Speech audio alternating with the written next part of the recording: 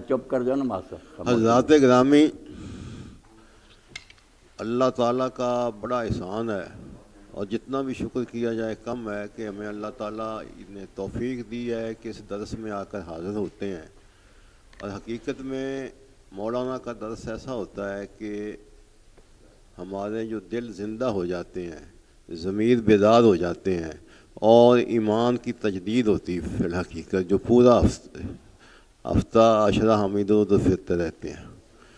تو آج ہم میں وہ ہمارے بہت ہی محسن جو ساتھی تھے، بزرگ تھے، رہنما تھے، اس دعوت حق میں ہمارے بہت بڑے محسن تھے، ڈاکٹر کفایت اللہ مرحوم. اللہ تعالیٰ ان کو بخشش کرے، ان پر کروڑوں کروڑوں کروٹ کروٹ اللہ تعالیٰ جو ہے ان پر رحمت کرے.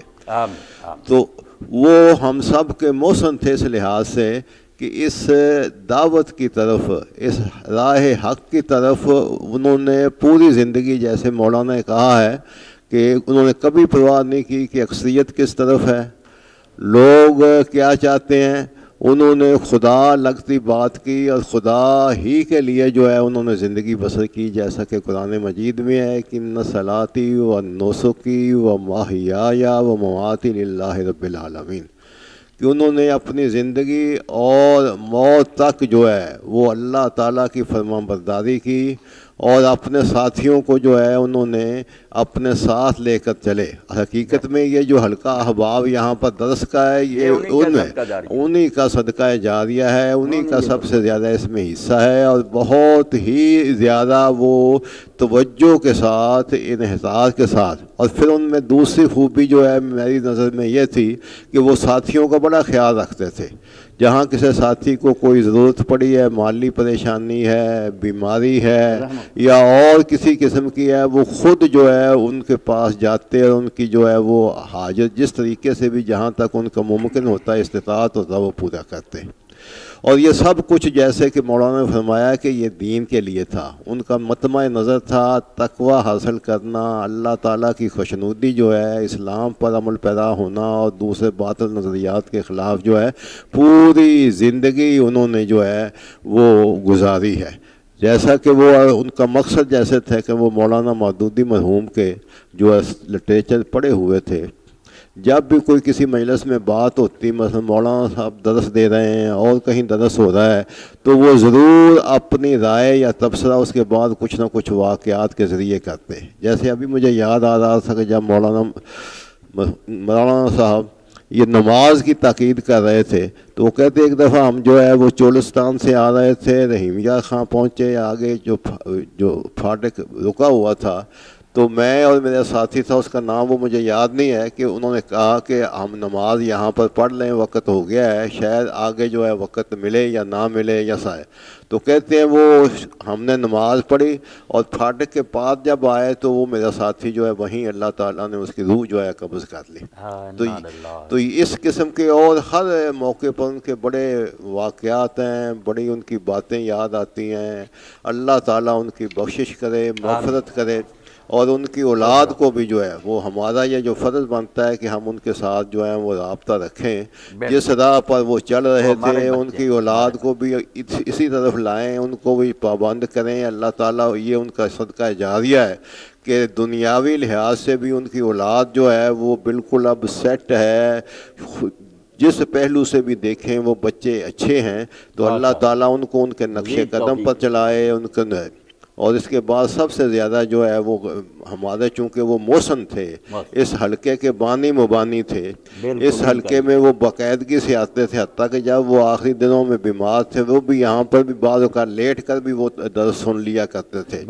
تو یہ اسلام کی منزل ہے. جیسا کہ مولانا مودودی نے ایک اپنی کہیں کتاب میں لکھا ہے کہ ہم تو اللہ کی دین کی اقامت کے لیے، اللہ کے دین کی بلندی کے لیے جو ہے وہ زندگی بھر کوشش کرتے رہیں گے۔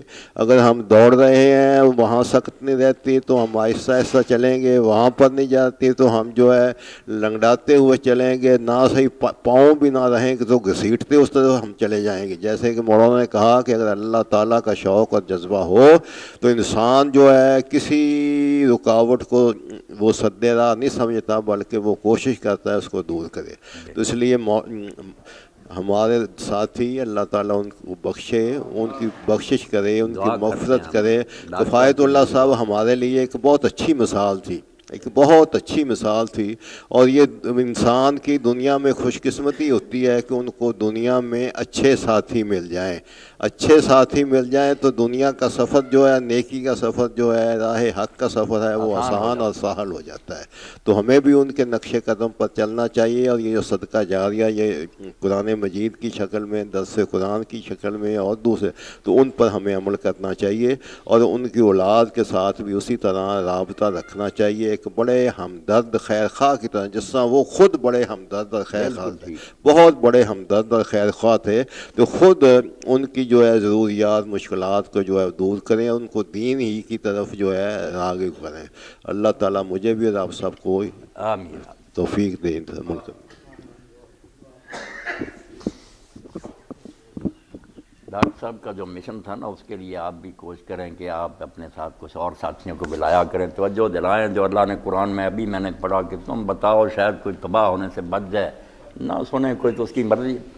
الحمدللہ رب العالمین والصلاة والسلام علی رسولہ الکریم سیدنا و نبینا محمد وآلہ واصحابہ اجمعین۔ اللہم اغفر للمؤمنین والمؤمنات والمسلمین والمسلمات الاحیاء منهم والاموات۔ اللہم اغفر لکفایت اللہ وارفع درجتہ فی المہدیین واخلفہ فی عقبہ فی الغابرین واغفر لنا ولہ یا رب العالمین وافسح لہ فی قبرہ ونور لہ فیہ۔ اللہم وفقنا لما تحب وترضى واجعل آخرتنا خیرا من الأولى۔ وصلی اللہ تعالی علی عبد اللہ ورسولہ خاتم النبیین سیدنا محمد وآلہ واصحابہ اجمعین۔ ڈاکٹر صاحب کے ایک بچہ تو آج آیا ہوا نا، یہ شاید اللہ خیریت سے رکھے، ان کی اماں کو بھی اللہ صبر جمیل دے، ان بچوں کو بھی دے، ان کی حفاظت فرمائے۔ چغتائی صاحب بھی پہنچ گئے، کچھ لیٹ ہو گئے، کوئی سبب ہو گیا، ورنہ آنا صابر خیری راضی بالکل خیریت، گھر سب خیر ہے۔ چلو